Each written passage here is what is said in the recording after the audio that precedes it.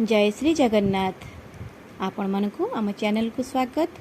माँ का कृपार समस्ते सुस्थ रुहंतु, आनंदरे मध्य रुहंतु। नवरात्र स्टार्ट हो गलानी। गतकाली थिला महालया। समस्त घरे घरे प्राय माँ कर पूजा। वज्र महाकाली समस्त शरीर सुस्थ रखंतु, वज्र परी रखंतु। तांको पई कौन कौन सब आमे प्रसाद बाढ़ी केमिति बनैलु आसंतु टिके टिके देखि नबा। जदि आपण को आमर भिडियोटी भल लगी था निश्चिंत लाइकटे माँ को निश्चिंत करदे। आउ कहे माँ केमती दिशुंट। माँ तो माँ ममतामयी कोमलमयी समस्त सहा हुआ माँ। माँ वज्र महाकाली महालया दिन तांको पूजा करा जाई थाए। मानसिक करी पिला मानक पई घर लोकंक पई समस्तंक पई एमती पूजा कले माँ आशीर्वाद दियंती। सही आशा सही भरोसा नहीं आमे मध्य पूजा करिथिलु। केमिति कौन पूजा कलु आसंतु देखिबा।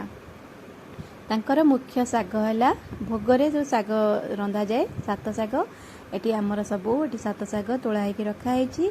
किछि साग आम बाड़ी रे हेतिला। आउ जेमती एटा आमर कोबीर पत्र टिके मूला पत्र टिके आउ कोसला साग एतक किणा है। बाकी खड़ा पानी कखारू आउ जहाँ जहाँ सब अच्छी एटी कखारू अच्छी एटा है आमर कोसला शाग। एटा आम किणिकी आनीलु। जमती मिशामिशी सात शाग करा जाए।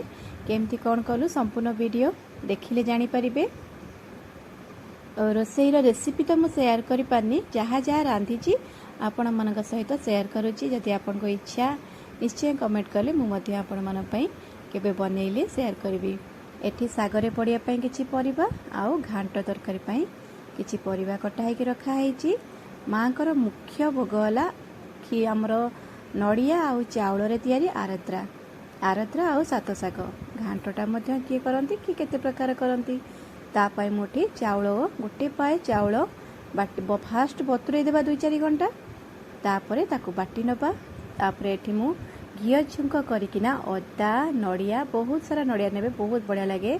छोट छोट खंड अदा नड़िया आउ गोलमरीच एतिकी छुंकरे देदेली। तापरे तेजपत्र आउ अन्नपूर्णा पत्र पकईकरी फुटेदेली।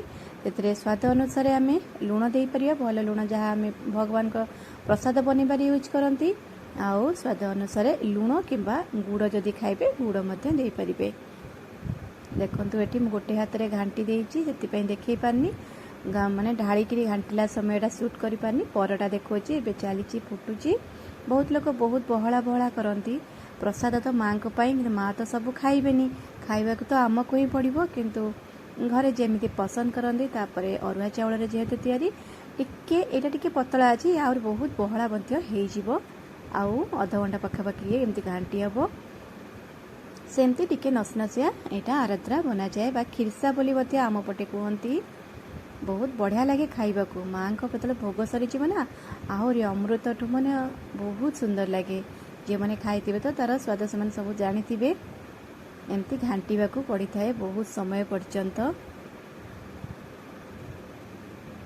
देखंतु आमर एतिकी कंप्लीट नसनसिया अच्छी। जितेबाला पूजा आम नबू से को से आहरी बहला हो। ये छुंक देकिना घी फुटण तेजपत्र किसी सब फुटण देकिना मु परिबा पकई देछि। जहाँ मटर बुट आउ आमर काबुली बुट ए सब बतुरेकी रखी ताकू मध्य दे देछि। टिके परिबा कमीगला परे मोठी पकई देइथिली टमाटो।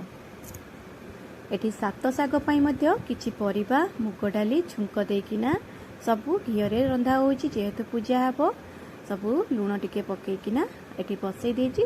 ये टिके 50% सिझी गले आमे साग पकई दबा। सागटा तो शीघ्र सिझी जाए। जदि बेसी परिमाण कखारू साग अच्छी तो टिके आगुआ पकेबा। देखंतु एटा एमती सिझुथिबो। पानी मध्य दबाको पड़िनी। सबु प्रकार पनीपरिबा जेहेतु पड़ीची। देखंतु सबु परिबा एटी डालमा रे मध्य सॉरी घांट रे हमर पड़ी गलानी। घांट मध्य हमर सिझी गलानी। जहाँ मसला मसली आमे घरोई मसला टिके बाटी बुटी करी पकई दबा।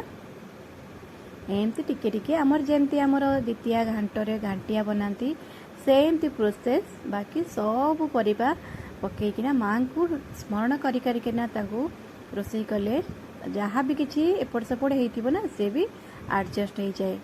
एठी लास्ट को नड़िया पकईकी टिके घांटी देकी आकु मध्य ओल्हेइ नबा।